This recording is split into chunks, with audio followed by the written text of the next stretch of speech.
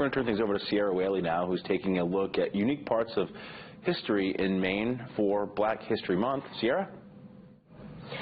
As we start our Black History Month coverage, we begin with an exhibition that tells the stories of black soldiers who served in Maine during World War II. It all started with photographs that were archived at the Maine Historical Society. I went there to talk about the findings behind A Convenient Soldier, stories that were undiscovered for decades. Maine Historical Society is really concerned with telling a holistic history, so not just what was written in history books 100 years ago, but also looking at the really diverse stories that make up our state's history. We were able to identify this man as Dawson Carney. Tilly Lasky has been a curator at the Maine Historical Society for 10 years. She's created a platform for other curators or artists to join her in revealing stories behind archived pictures or artifacts, a collaboration that led her to discovering more about these guards who served during World War II. We received this collection of photographs of the guards who stood watch on Maine's bridges and trestles during World War II. So they were keeping an eye out for any terrorist attacks from the Germans that might be happening. And so these were men who came from the American South and hadn't really experienced anything like a Maine winter. And so sometimes they lived with families and on farms, like in Yarmouth, which are the images that we have here. Sometimes these soldiers were living in boxcars up near Morkill, Maine and Piscataquis County. This information just scratched the surface of what these guards endured during their service. So Lasky was contacted by an artist who wanted to find more. Back in, I think it was 2018, we had Azada Radcliffe who came and approached us about doing an art exhibition, an installation, and she wanted to call it A Convenient Soldier. And she put together this amazing exhibition, doing a lot of research, and so she was able to actually put some names to the people that we didn't know their names. Like Corporal Herbert Wyndham, Private Charles Roundtree, Private Florentino Lopez, and Robert Hawley. Radcliffe searched deep into the military archives, and according to her, these men endured so much more than Maine's cold winters. Some had awful living conditions and endured racism to no end, even though they were serving the country. However, Radcliffe found these stories to remember the names of these honorable men to shed light on a dark time. But Lasky says Radcliffe did this with her exhibition. Really helped us to see the humanity of these men who really guarded Maine during World War II for us. Later, we'll dive more into the stories of these guards. We'll share the good and some unfortunate experiences they faced. But no matter what they endured, they kept themselves as safe as they could to serve the United States of America. Back to you. We're now going to continue our coverage of Black History Month. Sierra Whaley is in studio with this week's edition. Sierra, what can you tell us? In 1940, President Franklin D. Roosevelt ordered the U.S. Army Air Corps to train African-American pilots and mechanics. In 1941, the formation of the first group of black military pilots and mechanics was underway in Tuskegee, Alabama, where thousands of men and women trained to serve in World War II. I got to talk with a man who educates people all over the country about the Tuskegee Airmen. He was lucky to call one of those pioneers his dad. They weren't looking for any special favors or any special treatment. They really they wanted the right to fight and to do the best they could for their country. During World War II, the U.S. military was segregated.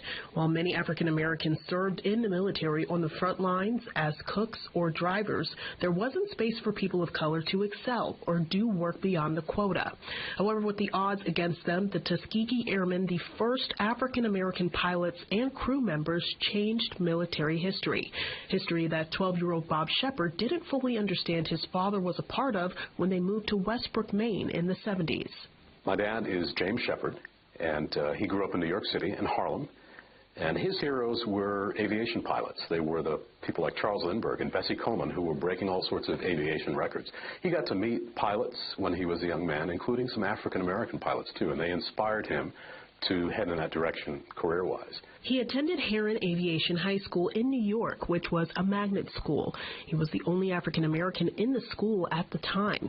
When he turned 18, James Shepard knew the war was coming, so he signed up for the Army. The next day, his father escorted him to the train station, and he took off with just a toothbrush, comb, and the clothes on his back to Tuskegee, Alabama. He's the first generation born here in America. His parents immigrated from the West Indies in the 1920s. And so that's an interesting sidebar of the story as well. And that's a similar story that I heard from attending Tuskegee events with my dad and my mom when they were both alive, and heard it time after time, is that a lot of these people were the first generation to go to college, second generation Americans, and they really were aiming to, just get as far as they could. Those that were attending college understood that was a track to becoming officers, and there weren't a lot of black officers in the U.S. Army at that point. His father was sent to Italy, where one of the 4 squadrons of the 332nd Fighter Group had already been deployed during the war. We spent 18 months living in a pup tent with 6 other guys in the cold of the Italian winters and the heat of the summer, maintaining and servicing 4 different types of aircraft that his squadrons served on. He worked his way up to the position of crew chief, which is in charge of those specific aircraft, and then actually worked himself into the position where he was in charge of other crew chiefs, so the crew chief of crew chiefs, and gained a great deal of experience, and all along was taking photos of what was going on.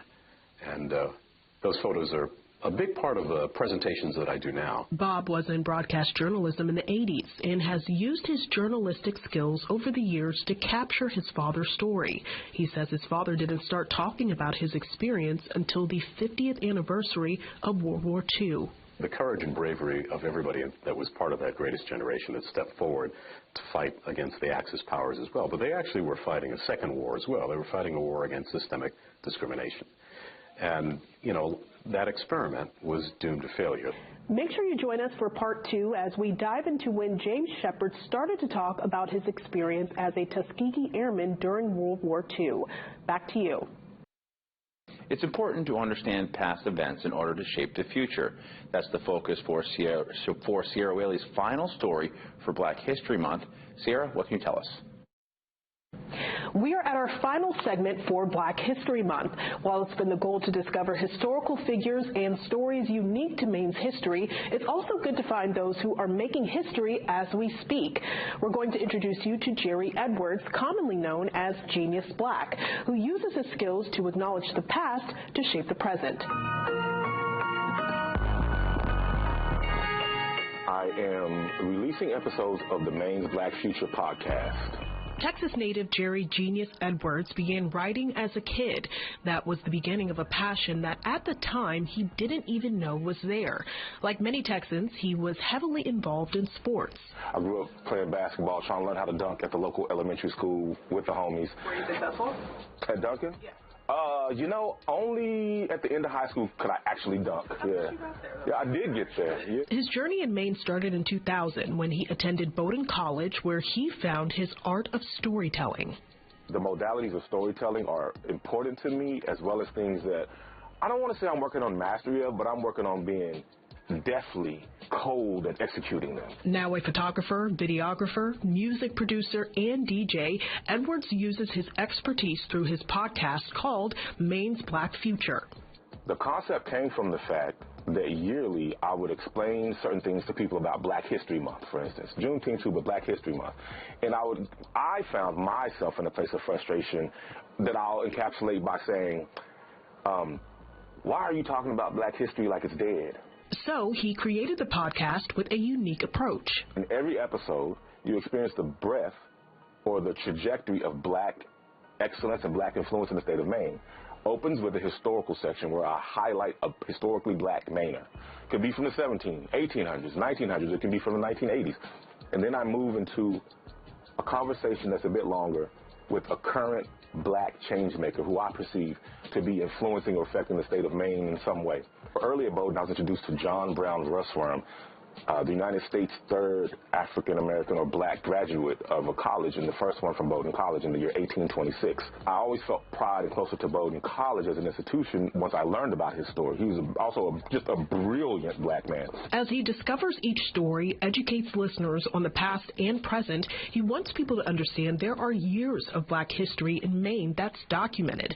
It's no surprise to some, but to others who aren't informed about these stories, he hopes it creates an open mind and open heart.